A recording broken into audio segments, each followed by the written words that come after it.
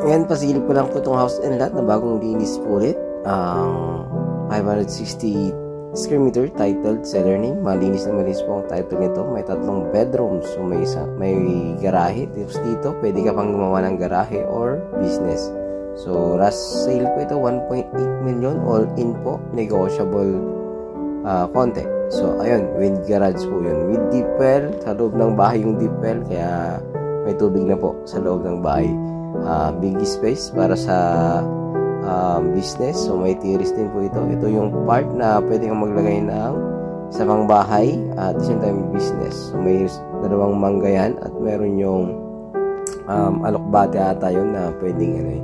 So ito yung pwedeng sala at dining area. So yan, yung 3 kwarto po yan mga sir, mga madam. So maliliit lang po yung kwarto, hindi ganun kalaki. So ayan po yung sala. So ayan yung papasok sa bahay. So may mga konti-konting gawain lang din po.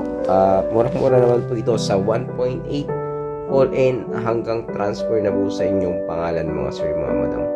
So napakaganda po ng property na ito. Murang-mura. So ayun, ito pong lingkod agent Joel. God bless you all.